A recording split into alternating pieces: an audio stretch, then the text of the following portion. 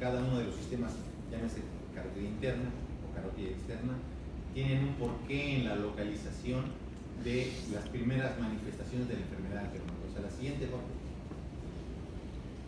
Bueno, pues, ¿cómo es que nosotros estamos preparados para atacar un paciente con estas características? Bueno, a través de un método de un ultrasonido que sus plataformas tengan la posibilidad de tener color, espectro, angiodoppler y muchas otras adiciones técnicas que cada casa en particular lo hace. Utilizamos generalmente transductores lineales que pueden ir de 7, 9, 10, 12, 15 MHz, 18 MHz, pero con tener un transductor de 7 MHz en adelante es suficiente. Doppler y color es más que suficiente para hacerlo. Y otra cosa importante, resulta fundamental estar familiarizado con el manejo del equipo, con los controles, pero también con las funciones específicas que cada uno de estos tiene. ¿Para qué? Para que de esta manera nosotros podamos manejar la imagen a favor de nosotros. Esto es hacer que el estudio sea lo más rápido siguiendo un protocolo.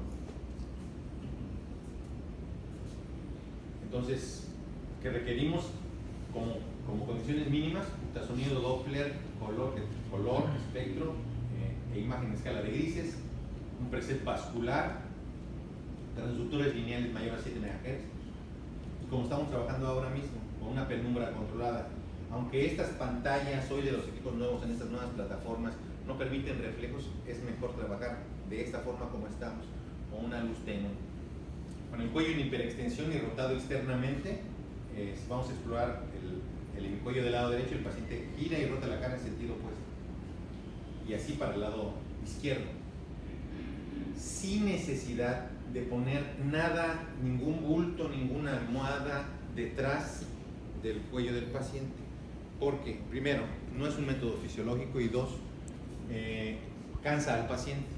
Generalmente la mayor parte de la gente que exploramos que tiene estas condiciones de factores de riesgo y que nosotros lo vamos a evaluar es gente que tiene 50, 60, 70, 80 años de edad y que pueden llegar a tener algún problema en la columna cervical, y tenernos en esa posición no resulta cómodo, y además se ha visto que no genera absolutamente ningún beneficio. Todo lo contrario. Hace poco en algún congreso me decía: doctor, pero un paciente como el que usted nos muestra ahorita, con un cuello largo, no tan grande de edad, resulta muy fácil de evaluar. Yo sí me acomodaré más si ponemos un paciente, le ponemos la almohada. Y que bueno, aquí tenemos más gente, escoge a alguien de manera voluntaria quiso pasar. Y un tip es: a ese tipo de pacientes que tienen el cuello corto es más fácil explorarlos sentados. ¿Por qué? Porque al acostarse en automático se disminuye la distancia entre la mandíbula y al sentar al paciente, el paciente tiene más facilidad de movimiento. Entonces, con ese paciente, y lo podemos hacer cuando hagamos la demostración en vivo y los talleres, con un paciente que tiene el cuello corto, que le cuesta trabajo movilizarse en la camilla, es más fácil si ustedes lo exploran sentado. Hagan la prueba y vean. Entonces, y otra cosa importante, esto es bien importante, tiene que estar cómodo el paciente, pero también tiene que estar cómodo el explorador. Muy importante. Si nosotros desconocemos o sobreestimamos o subestimamos, esto trae como consecuencia no solamente el error diagnóstico. Nosotros cometemos el error diagnóstico, pero al cometer el error diagnóstico, después detrás de él viene el error terapéutico. Entonces, ¿qué importancia, qué relevancia tiene lo que nosotros le vamos a decir al médico tratante? Por eso tenemos que hablar siempre el mismo idioma. En la mañana le decía a sus compañeros: quizá nosotros no le vamos a enseñar neurología al neurólogo, no le vamos a enseñar angiología o anatomía al cirujano vascular. Sin embargo, debemos estar preparados para hablar el mismo idioma que ellos. De tal forma que la mayor parte de los pacientes, de los establecimientos, que no es el caso en nuestro país, pero la mayor parte de las gentes que hacen este tipo de evaluación en Estados Unidos, ya en los hospitales universitarios o gabinetes imagenológicos en el medio privado, son constantemente evaluados, no solamente con respecto al equipamiento, sino también las capacidades que tiene su personal. Los equipos tienen que tener mantenimientos preventivos periódicos, eso es importante, y en muchos lugares no se tiene esa cultura de los mantenimientos preventivos. Se tiene cuando el equipo es reciente, pero cuando el equipo ya no es tan reciente, se olvida esta condición. Y siempre será importante hacerle limpieza, hacer revisión de algunas conexiones, etcétera, etcétera, etcétera, que en algún momento nos puede condicionar una imagen no satisfactoria. Pero también, de igual manera, hay instancias que evalúan la capacidad de la gente que lo está haciendo. Hoy por hoy hay muchos sitios donde se hacen este tipo de exploraciones, pero no toda la gente está debidamente entrenada para hacerlo. De tal forma que en Estados Unidos, como les decía yo, sí existen instancias como la Inter-Society Commission for Accreditation of Vascular Laboratories y el Instituto Americano de Ultrasonido y Medicina, además del American College of Radiology. Estas instancias tratan de que haya calidad no solamente de parte del equipamiento, sino también por parte de los operadores. Doctor, perdón que me interrumpa. En cuanto al equipamiento, aparte de que se sugiere el mantenimiento periódico, ¿se sugiere un tiempo de vida útil del equipo antes, o sea, para utilizar? Fíjate que la mayor parte de estos equipos, de estas nuevas generaciones, estoy hablando de 10 años para acá, tienen una capacidad de escalar. Entonces, esta capacidad de escalar, si lo compran en un medio privado o en un medio público, tienen la gran ventaja de que pueden ir escalando, que se pueden ir actualizando el software. Entonces, en algunos casos es versión 2.04 y después de un tiempo te dice, ¿sabe qué, doctora? Ahora existe la nueva versión, es importante que la hagamos. Entonces, de ahí se desprende la necesidad de mantener la parte de los mantenimientos preventivos. También caemos en la cuenta de algo que es importante, y es que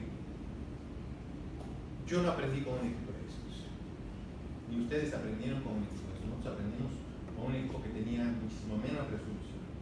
Sin embargo, si lo hacemos siempre siguiendo el protocolo, haciéndolo siempre de la misma manera, con las bases concretas de las cuales los grandes consensos hablan, cuando llega un equipo de esta naturaleza con nosotros a nuestros hospitales, a nuestros servicios, bueno, es muchísimo más fácil. Esto de la nueva tecnología lo que hace es agilizar un poco, porque tiene una imagen muchísimo más de mayor calidad que aquellos equipos que conocimos hace 10 o un poco más de años, ¿no? Pero es importante tener esto en consideración. Entonces, no olvidemos esto, que parecería que no tiene ningún sentido hablar de ello, pero créanme que lo tiene y mucho. Entonces, ¿cómo debe de ser la exploración? Siempre debe ser igual. Bueno, pero es que yo me formé en Mérida, yo me formé en el ISSSTE en Puebla. Siempre debe de ser igual. Y no lo digo yo, lo dice la gente que más sabe de esto. ¿Y dónde está esa información? En lo que tenemos en nuestro alcance de forma diaria, en la literatura actualizada, que además va sufriendo modificaciones, que va sufriendo cambios y que está al alcance de nosotros en literatura a través de las revistas especializadas que mensualmente tenemos a nuestro alcance, como Radiology. Entonces, una palomita aquí, porque esto es importante. La exploración debe de ser sistematizada. Siempre debemos hacerlo de la misma manera.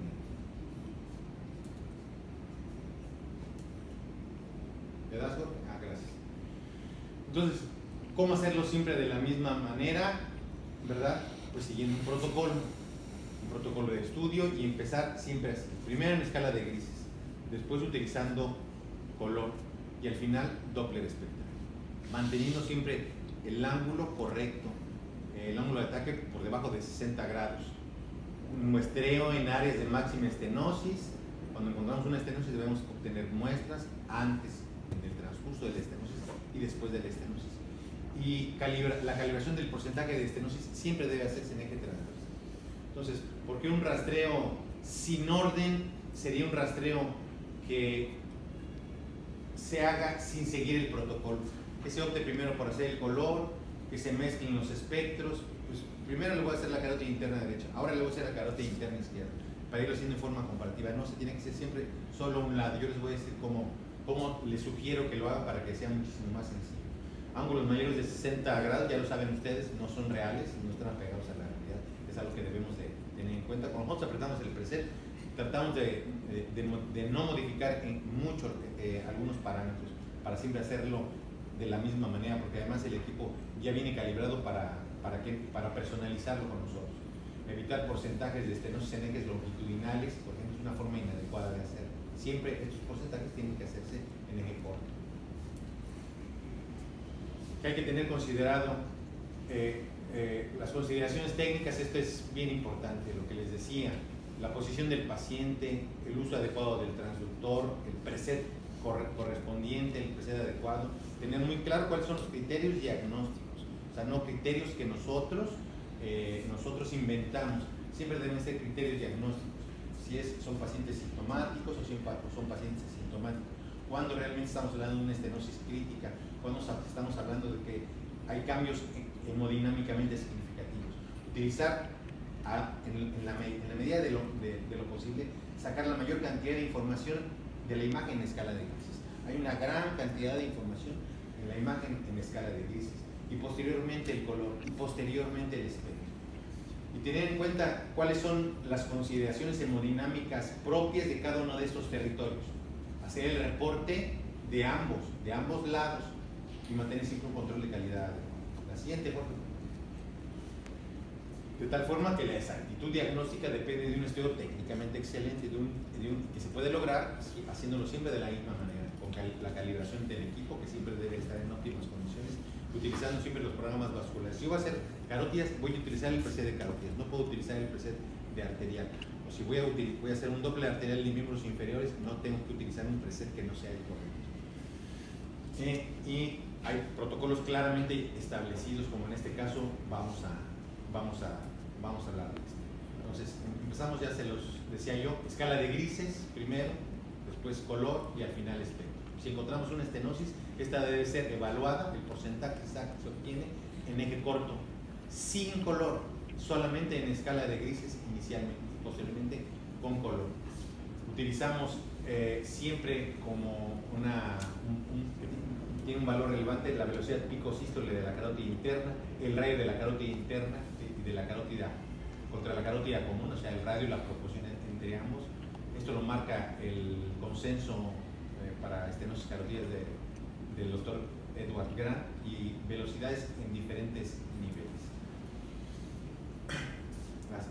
En la bifurcación tengamos en consideración que sucede algo importante. En la bifurcación carotidia, en el bulbo carotidia, hay un fenómeno de aliasing.